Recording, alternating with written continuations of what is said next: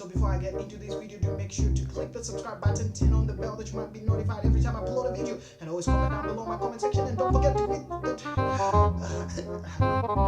so before I get into this video, do make sure to click that subscribe button, turn on the bell that you might be notified of. Please tune in.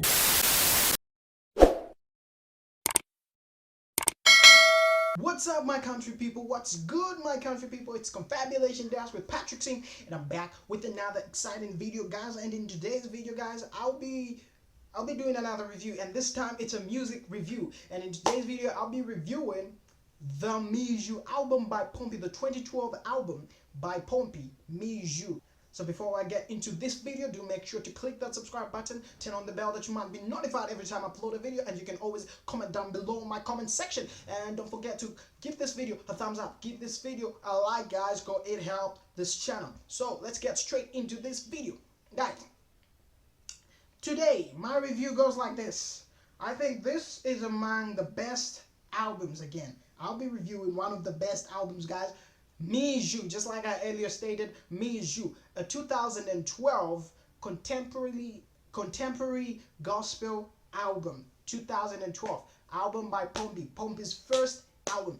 So what do I think? Just like we did in the last video, so I'll be reviewing this video on the side of creativity, writing style, individual songs, popularity, and what else? I forget. Durability of the album, okay? Yeah. So let's start with the creativity. So this album, just like the genre of the album, it's contemporary gospel. So in the nature, or in its nature, it was the first time. I think it's among the best, or the first among the first contemporary gospel albums we had in Zambia. Not the first, of course. This was like an album that went out to everyone. It's an album that almost everyone went to, or listened to rather. So Pompi did this album prior to him changing the genre of his music style. Before then, he used to do hip-hop, not hip-hop gospel. He was in the secular side of things, and he changed and went to the gospel. Okay, so I don't know how he found the gospel side of the Zambian music scene. Okay, but this album surely launched his career in the gospel scene, and it did relatively well, looking at the numbers and how it did. For me, or to me, this album is sort of an introduction to Christianity. Anyone who is born again, by then, I first listened to this album in 2013, or a song of this album in 2013, and it was the Mizu song. And oh God, the first time I listened to it, I fell in love with the song, and I wanted to learn it the first day. Guys, the first day. So this album, man, the creativity was there. I can see Mizu, it addressed a lot of things. It addressed quite a lot of things, man. This album talked about, it talked about love. It talked about, somehow politics and encouraging people to work. It talked about being a newborn creature. It talked about mindsets, and all that, man. Talked about be confident in yourself and all that. So creativity, top notch. Writing style, I wouldn't dispute. This was so poetic. For me, if you listen to songs like Kakambidwe, it was a poetic song. He even performed it at the Bittersweet Poetry Show. You look at Makeup, it was also very poetic, man. This guy deals with a lot of words. He likes to play with words. So quickly, I'm moving very fast, guys. I have to move very fast. So let me go straight to the album cover. Album cover, Mizu. Guys, I'm looking at it right now and trying to think. The M, some guy standing with, I don't know, some weapon, Mizu. And you can see the Mizu, the M and the U are like lengthened to show that, well, it's the roots. Mizu means roots. And you can see the background is kind of gray. I don't know the color, but it's kind of gray, maybe symbolizing, the ground or the earth. So Mizu, let's be rooted, let's be humble, be like a tree. I want to be rooted. So, well, the background, it was so creative, but I'm trying to look at, let me look at the other album, the covers. Now let's talk about the individual songs of this album. So this album was a 14-track album, and it had songs like Mizu, Giant Killer, of course, the most popular song of the album, and Makeup. So 14 track, and the first track of this song was called Mizu. Of course, that was the album. That was the album title, and the first song was Mizu, and the second song of this album was Empty Thrones. Empty Thrones. Well, not a fan match. Mulungu Samagona. I was a fan of this song. I'm still a fan of this song. Kakami do it was so poetic, guys. Oh, should have seen the bittersweet performance. Packaging. Imagine this drunkard or guy who's drunk. He has a packet of chibuku shake shake and drink singing. Nzelu ni muchi paketi. Guys, man, that's the best thing. Refuge, hygiene, no red, man. The bars from Mac 44 in there. Testimony, track number. Is this track number? Track number 10, Tule Shana. Track number 11, Giant Killer, which I said was the most popular song. Track number 12 was Pompi for President. 13, Follow at Jesus. And track number 14, the last track, was Makeup.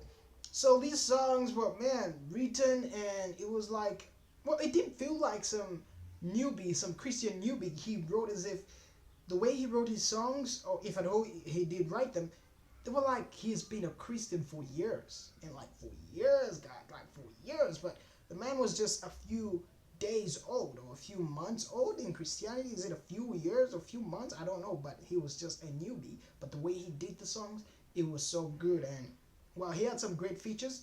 He did feature Tio. Did he? I think he did. Not mistaken. Guys, he has to feature Tio, right? Yeah, he had to feature Tio in Empty Thrones. He had Mac 44. He had on Testimony, I think he had Abo Chungu. Yeah, those are just some of the names he featured. He didn't feature.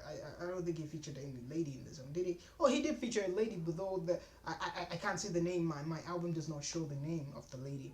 So that's all about this the individual song. But let's talk about the popularity of this album. How popular was it? Well, I don't know. The popularity, I must say, it wasn't the biggest album, because when it came out, it's just in the Christianity circus that it was popular, but it wasn't like the biggest. For me, I think, in my opinion, it only became more popular after some time. Like, it wasn't popular just there and then. It became popular years after. I only got to listen, like I said, I only got to listen to Mizu, the same song and the album of the title of the album, in 2013. Those were just months after I got born again. You know, Pompi's album was like an introduction to everyone to Christianity. To me, it was like the start for my gospel music collection. You start from Pompi. It was like the Muke, then the Hot Food, like then a Melvin Sup, Hillsongs Worship, Hillsongs United, and Hillsongs this, Jesus Culture, Zach Williams, and those guys. You had to start with Muke as a baby Christian, which was like Mizu by Pompi. And when you talk about the sales, did it sell? I think this album would go down as the most pirated album. Guys, like, ish, Christians, Mtengo Church doesn't mean share the songs. No, guys, should have let this album to flourish. But well, good. It helped a lot. I've heard a lot of testimonies from people. I've heard people getting delivered from addictions. You know, passing exams, saying, "Oh, it helped me with overcoming trauma." Others would say it helped me with depression and stress after my parents died. Others would say a lot of people have given testimonies, and my testimony is it helped me start my journey in Christianity. This album was such a great masterpiece. But when you talk about popularity wise, I don't think it was the most popular when it first came out. It only became popular because of the broken English, which most people didn't like, myself included. I didn't really like it. I wasn't really crazy about, but though it had great songs, I promise you, that album was good. But some songs, most songs just didn't make up for me. I was like, nah. But I hear it made a lot of money than Mizu, because Mizu, money, no, not much, because guys, you pirated the album. But it also set up the standard for Pompi's music and how music should be done, and also set a standard for other Christians, of course. This was popularity wise, I don't think it was the most popular when it came out, but over the years, people have appreciated the album. They've gotten to say, well, it's a good album, and they've gotten to see Pompi's masterpiece, and they've appreciated more of Pompi's albums. And I think he was robbed in 2018 when he didn't win. Is it 2018 Kwacha Music Awards when he didn't win Album of the Year? Yeah, he was robbed there, guys. Seriously robbed. He should have won that award. Let's go on to durability. This album has, I think, has stood the test of time. It has served its purpose and is still serving its purpose. Also playing as the thing, you know, for new Christians. It's also been the milk to new Christians. Also, you know, helping people with stress. To all those people who have this album, you can comment down which one was your favorite song of this album. But durability wise, this album has lasted. I think it has also outclassed Broken English because it's the most popular Pompi album in my opinion.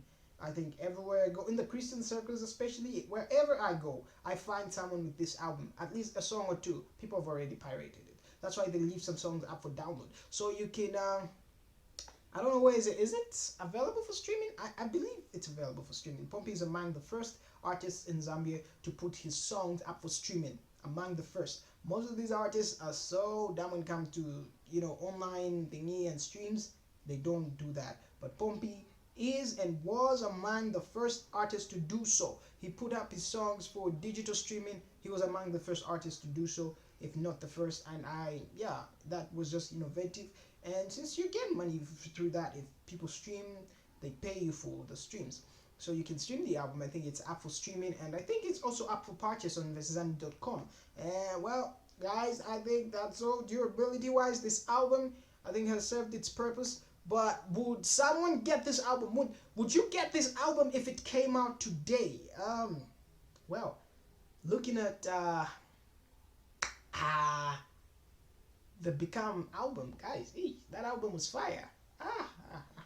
But I think this album would have its place. It would have its own place because of this Christianity thingy, like one side the other side my Christians, the other side my secular. There's just those people who are into gospel music like much, but they're not too many. There are Christians who don't listen to gospel music. I know them. So would this album still make the cut? Would it still be popular as this album was?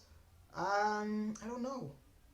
But I think it would have its own fair share because of its creativity.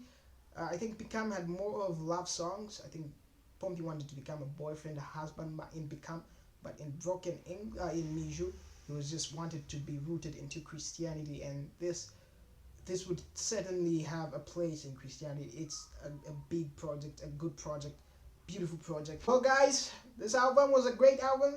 And I think you would enjoy it. If you get it, you can still find it. But would you get it if it came out now? Well, I don't know for you, but I would surely get it if it came out in 2021 because it was a great album. Giant Killer was a great song. And who wouldn't want to listen to Giant Killer? Well, guys, that's all from me. Do make sure to catch me next time when I upload another video. Well, I'll catch you next time, guys, when I upload another video. Don't run because I will catch you, guys. I'll catch you.